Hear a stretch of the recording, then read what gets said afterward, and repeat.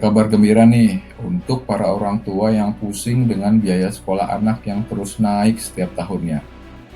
Nyaris setiap musim pendaftaran sekolah, para orang tua putar otak untuk mencari sekolah terbaik dan terjangkau isi dompet untuk menyekolahkan anak-anaknya. Selama ini memang pemerintah menetapkan bahwa pendidikan wajib itu adalah 9 tahun dan gratis. Sayangnya, selama ini pendidikan gratis tersebut hanya diperuntukkan bagi sekolah negeri saja, tidak untuk sekolah swasta, karena dianggap sekolah swasta sudah mandiri dan diperuntukkan bagi masyarakat yang mampu. Masalahnya, di lapangan tidak seperti itu. Sekolah swasta yang selama ini identik dengan kualitas yang lebih baik dari sekolah negeri tidak sepenuhnya benar. Masih banyak sekolah swasta yang kualitasnya sama dengan sekolah negeri, bahkan ada yang kualitasnya tidak lebih baik dari sekolah negeri. Masyarakat juga menyekolahkan anaknya di sekolah swasta juga tidak semata-mata karena soal kualitas dan kemampuan finansial, tetapi banyak juga yang alasannya karena tidak tertampung di sekolah negeri. Kita semua tahu bahwa daya tampung sekolah negeri itu sangat terbatas. Oleh karenanya lah, pemerintah membuka pintu bagi swasta untuk berpartisipasi mendirikan sekolah swasta. Berita gembira dan menggembarkan datang dari Mahkamah Konstitusi atau MK pada hari Selasa tanggal 27 Mei yang lalu. Pada hari itu, MK memutuskan bahwa pendidikan dasar merupakan tanggung jawab konstitusional pemerintah sesuai pasal 31 ayat 2 dan ayat 4 Undang-Undang Dasar Negara Republik Indonesia tahun 1945 dan menegaskan pemerintah wajib menjamin terselenggaranya pendidikan dasar secara gratis bagi seluruh anak Indonesia yang berada di sekolah negeri maupun di sekolah atau madrasah swasta. Hal itu tertuang pada putusan MK nomor 4/PUU strip 22/2024 yang terbit pada hari Selasa tanggal 27 Mei yang lalu. Jadi, sesuai keputusan MK tersebut, maka pendidikan dasar yaitu SD dan SMP baik di sekolah negeri maupun di sekolah swasta adalah gratis.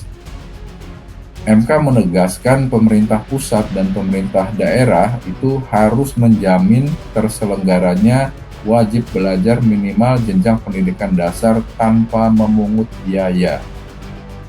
Dalam pertimbangan hukumnya, MK menilai berkenaan dengan frase wajib belajar minimal pada jenjang pendidikan dasar tanpa memungut biaya dalam pasal 34 ayat 2 Undang-Undang Sistem Pendidikan Nasional atau Sisdiknas, saat ini penerapannya cuma berlaku bagi sekolah negeri.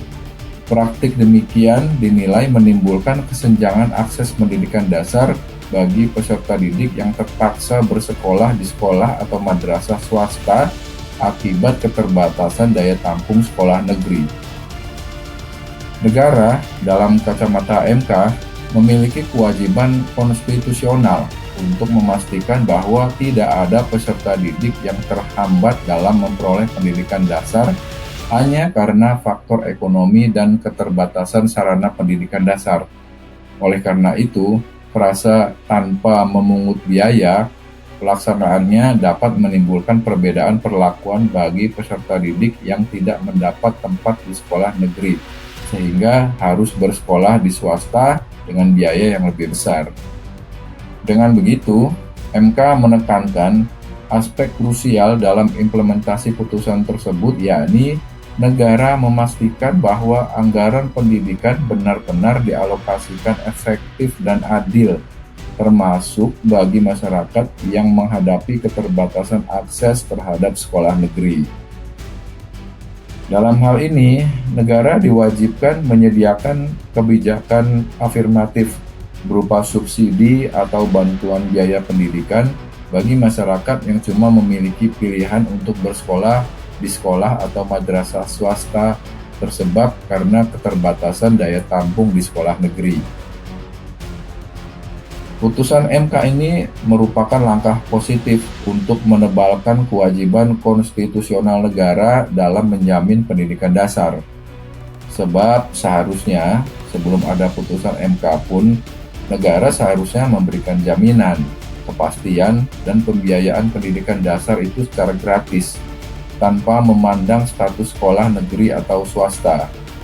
Itu prinsip yang berlaku universal di negara-negara manapun, bahwa pendidikan dasar itu dikelola dengan tanggung jawab negara. Jadi harus betul-betul gratis. Kalau kita berkaca dengan sekolah swasta di luar negeri, itu sekolah swasta di luar negeri sudah menerapkan kerjasama dengan pemerintah setempat. Misalnya lewat jaminan subsidi tahun ajaran baru. Hal ini juga yang semestinya dilakukan secara berkeadilan di Indonesia, dengan tetap membuka kelonggaran untuk mengelola atau menjalankan opsi pembiayaan mandiri. Memang implementasi dari pendidikan dasar gratis ini menjadi tantangan bagi Indonesia yang memiliki jumlah penduduk dan daerah yang luas. Namun, jika dilihat secara kemampuan anggaran, hal tersebut masih sangat memungkinkan. Caranya dengan memprioritaskan mandatory spending biaya pendidikan sebesar 20% dari APBN dan APBD itu untuk pendidikan dasar. Pasalnya, ketentuan anggaran 20% khusus pendidikan tersebut merupakan mandat Undang-Undang Dasar 1945, tetapi diimplementasikannya secara tidak efektif.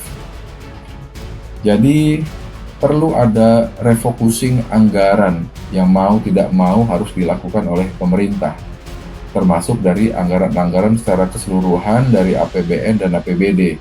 Anggaran-anggaran yang memang bisa difokuskan ke dalam pembiayaan pendidikan dasar. Kita semua pasti setuju bahwa pendidikan adalah hal paling penting untuk membangun sumber daya manusia yang unggul. Kita dukung terus upaya-upaya pemerintah untuk memperbaiki kualitas pendidikan di negeri tercinta kita ini. Demikian pembahasan kita kali ini. Silahkan share video ini dan berikan komentarnya ya. Jangan lupa subscribe channel ini dan terima kasih sudah menonton video ini hingga selesai.